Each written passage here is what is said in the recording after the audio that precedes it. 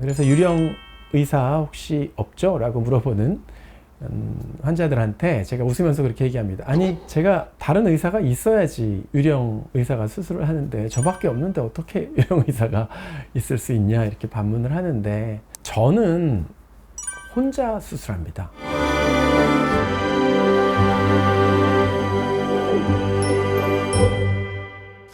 안녕하세요. 서울제일성형외과 원장, 성형외과 전문의 의학박사 한상백입니다. 오늘은 유령 수술 이야기를 좀 하려고 그러는데요. 일단 이제 유령 수술이라는 게 뭐냐면, 환자가 모르는 사이에 원래 자기를 집도해 주기로 한 의사 말고 다른 사람이 쓱 들어와서 이제 유령처럼 수술을 하고 나가는 거를 뜻하는 거죠. 몇 년 전에, 한 10년 됐나요 벌써? 이제 사회적으로 굉장히 이슈가 되고 문제가 돼가지고 환자들이 가끔 물어봅니다. 유령 수술은 안 하시죠? 이렇게 물어보는데요. 그때 그 10년 정도 전에 문제가 된 유령 수술, 그 유령 수술이 어떻게 이제 사회에 밝혀졌냐면은, 어떤 대형 병원의 의사가 페이닥터를 고용을 한 거죠. 봉급받는 의사를 고용을 해서 홍보를 해서 자기 얼굴이 많이 알려져 있으니까 내가 이렇게 수술 다 해주겠다 이렇게 한 다음에, 실제로 환자가 이제 마취가 되면 의식이 없으니까요, 누가 와서 자기 수술을 하는지 모르잖아요. 고용의사 페이닥터한테 이 방은 네가 가고 이 방은 네가 가고 이제 딱 어레인지 해주는 거죠. 이 대표 원장은 계속 상담만 하는 겁니다. 상담만 하고 고용의사들이 유령처럼 들어가서, 환자들은 다 이 대표 원장이 수술해 주는 줄 알고 있고, 이런 식으로 이제 해서 유령 수술을 했는데, 그게 이제 문제가 없었을 수도 있는데, 문제가 어떻게 생겼냐면, 그 페이닥터가 그러니까 사회적 고발, 아마 계약서에 써 있었나 뭐 그랬던 걸로 제가 기억을 합니다. 계약서에 이렇게 지정을 해주는 방에 가서 수술을 해야 된다 뭐 이런 식의 계약이 있었나 막 그랬던 걸로 제가 기억을 합니다. 자세한 건 잘 모르겠지만, 이제 그렇게 될 수밖에 없었던 것은 이제 구조가 그랬던 거죠. 얼굴이 알려지고 대량으로 홍보를 많이 해서 이제 매스컴도 타고 막 이랬던 대표 원장이 있고, 환자들은 그 사람이 이제 굉장히 명의이고 권위 있는 사람이고 권위 있는 의사라고 생각하고 그 사람 손에 수술을 받으러 갔는데, 그 상담을 다 하고 수술도 다 하고 할 수도 없고 할 의지도 없었던 거죠. 그래서 페이닥터를 고용해서 이제 몰래 들어가서 수술을 하게 된 것입니다. 저는 그런 생각이 들어요. 이제 그렇게 수술을 하면 유령 의사 입장에서는 자기 이름을 걸고 하는 수술이 아니잖아요. 환자는 그 대표 원장이 수술한 걸로 알고 있고, 나는 몰래 들어가서 수술하는 의사인데, 그게 어떤 사명감과 자부심이 있을 수가 없겠죠. 내가 이걸 열심히 해서 아주 훌륭한 결과를 내겠다, 이런 의지가 잘 안 생길 것 같아요. 자기는 이름도 알려지지 않은 숨어서 수술하는 의사니까요. 그러니까 결과도 참 좋게 나오기도 쉽지 않을 것 같고, 자기가 수술해서 그렇게 굉장히 좋은 결과를 만들어낼 수 있는 그런 아주 출중한 이 수술 실력이 있는 의사가 자기 이름도 내놓지 못하는 유령 의사로 계속 수술을 할 것인가 라는 생각도 해보게 됩니다. 만약에 자기가 그렇게 능력이 있고 수술을 잘하면 누구 밑에서 이름도 알려지지 않고 숨어서 수술하는 의사로 살지 않을 거 아니에요. 그런 생각도 들어요.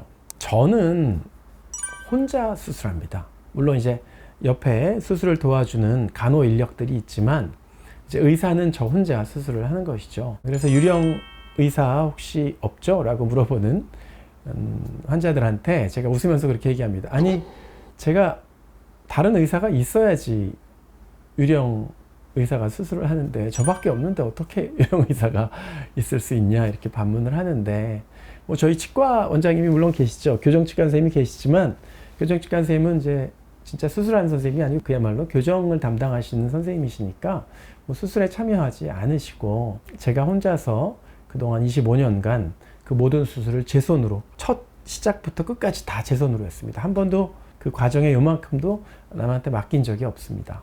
주위에서 이제 저 정도의 나이가 되면 이제 수술하기 싫어해요, 사실. 수술하기 귀찮아하고 체력도 딸리고, 좀 남한테 맡겨서 나는 그냥 좀 편하게 살면서 수술은 이제 젊은 친구한테 좀 맡기고 그렇게 하는 사람들이 꽤 있어요. 그래서 이제 페이닥터를 두고 자기는 좀 쉬고 이런 의사들이 꽤 있는데, 제 나이, 제 주위에서는 저한테도 물어봅니다. 안 힘들어? 그래서 페이닥터 하나 쓰지 그래, 이렇게 얘기 많이 하는데, 유령 의사랑 페이닥터랑 다 똑같은 건 아니죠. 요즘은 그래서 이제 유령 의사가 성형외과 전문의들 사이에 이 병원에서는 없을 겁니다. 있을 수가 없고, 이제 만약에 상담을 대표 원장이 하더라도 같이 옆에 의사가 들어와서 상담을 한다든지 아니면 이제 수술 동의를 받는 과정에서 수술은 뭐 요걸 담당하는 뭐 코면은 코를 담당하는 어떤 원장이 할 겁니다. 이렇게 해서 이제 수술 동의서를 받아서 이제 문제가 없게 그렇게 하겠죠. 요즘은 뭐 유령 의사 몰래 들어가서 수술하고 이런 거는 진짜 없습니다. 구시대의 이야기고요. 그런데 이제 제 입장에서는 페이닥터를 쓰지 못하는 이유가 있습니다. 첫 번째는 좀 미안한 얘기지만 그 누구한테 수술을 맡겨도 제가 하는 것만큼 할 수 없다고 저는 확신해요. 제가 25년 동안 이 돌출입 수술, 광대뼈 수술, 사각턱 수술에 정말 중점적으로 정말 집중해 왔고 매달려 왔는데 그렇게 해서 지금까지 발전을 조금씩 했겠죠. 그래서 지금 제가 할 수 있는 이 수술은 누가 대체할 수 없다. 저는 그렇게 생각을 합니다. 그러니까 제가 만약에 페이닥터를 고용해서 그 사람한테 일부를 주는 것은 그만큼의 과정은 제가 제 손으로 하는 것만큼은 못 나오는 게 분명하다 라고 저는 생각을 하기 때문에 못 맡기는 것이고요. 그러니까 어떻게 보면 좀 거창하게 얘기하면 환자에 대한 애정이고 휴머니즘입니다. 이거 내가 못 맡기겠는 거지. 이 과정, 조그만 과정이라도 뭐 예를 들면 열고 그냥 꼬매는 거라도 좀 페이닥터 쓰면 어떠냐. 아니 그것도 저는 이제 못 믿어온 거죠, 사실. 그 페이닥터도 뭐 몇십 년 동안 그걸 열심히 하면 잘할 수 있겠지만 그 잘하게 되는 과정 동안 조금 서툴렀을 때 그 사람한테 수술 받는 그 환자는 무슨 죄가 있어요? 저는 저를 찾아온 환자는 그 수술 과정의 일부라도 페이닥터한테 못 맡기겠다라고 생각하는 게 첫 번째고요. 두 번째는 답답해서 못 맡겨요. 제가 손이 굉장히 빠릅니다. 그래서 또 오래 했으니까 더 빨라졌겠죠. 같은 걸 반복하니까. 근데 뭐 열고 닫는 거 사실 저는 몇 분 안 걸리거든요. 근데 그거 페이닥터한테 맡겨놓으면 아마 열고 닫는 데만 한 1시간 걸릴 겁니다.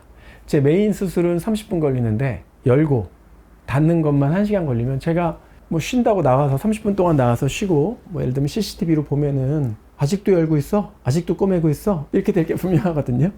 그럼 이게 제가 쉬는 게 아니라 속이 타들어가고 터집니다. 그러니까 손이 저보다 빠른 의사도 아마 없을 거예요. 페이닥터를 만약에 고용한다고 치면. 그러니까 답답해서 또 고용을 못 합니다. 그래서 결론적으로는 저희 병원은 유령 의사도 없고 심지어는 뭐 페이닥터도 없기 때문에 제가 혼자서 수술하는 1인 병원입니다. 그래서 환자들이 저한테 오면 그런 걱정 없이 제가 처음부터 끝까지 제 손으로 집도하고 제가 다 책임지고 해드리는 병원이라는 말씀을 드리고요. 늘 말씀드리지만 모든 수술은 특히 이 얼굴뼈 수술은 난이도가 높고 합병증 가능성이 있으니까 실력 있는 집도의 잘 찾아가서 신중한 선택 하시기 바라고요. 오늘 이야기는 여기까지 하도록 하겠습니다. 감사합니다.